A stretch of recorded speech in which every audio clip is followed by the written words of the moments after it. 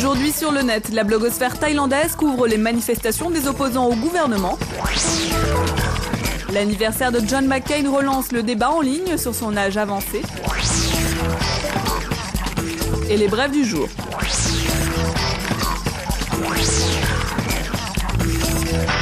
En Thaïlande, depuis mardi, des milliers d'opposants nationalistes et royalistes demandent le départ du Premier ministre Sundaravel Samak, un mouvement contestataire largement couvert par les blogueurs du pays.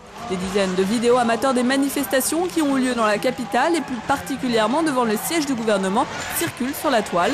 Un internaute propose une foule de photos prises au fil des manifestations dans les rues de Bangkok. On y voit entre autres des posters contre Samak, accusé d'être le pantin de l'ex-premier ministre Thaksin Shinawatra.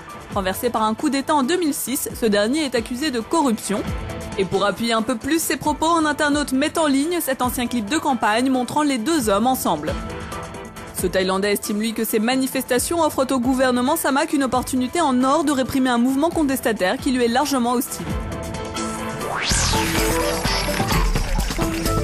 Le candidat républicain à la Maison-Blanche, John McCain, fête aujourd'hui ses 72 ans. Sur la toile, les internautes se mobilisent depuis plusieurs jours déjà pour le féliciter. Ses supporters, bien sûr, ont posté des vidéos à sa gloire, mais la plupart des internautes ne résistent pas à ironiser sur son grand âge, comme cette famille essayant de le deviner avant d'arriver enfin à 72. Le nombre de printemps de John McCain inspire en effet la toile, des vidéos mais aussi des sites tournant son âge en dérision ont été créés. Celui-ci lui est entièrement dédié, il propose ainsi un sondage pour connaître l'adjectif qui le décrira le mieux, décrépit, fossilisé ou encore préhistorique. Ce blogueur démocrate s'interroge lui sur la capacité de McCain à exercer le rôle de président de la République. Selon lui, compte tenu de son âge, le risque de voir sa santé physique et mentale se dégrader doit être pris en compte. Plus sérieusement, l'influent blog Daily Kos évoque un fossé générationnel. La campagne de McCain focalisée sur son expérience au Vietnam notamment risque selon le blog de ne pas atteindre l'électorat jeune.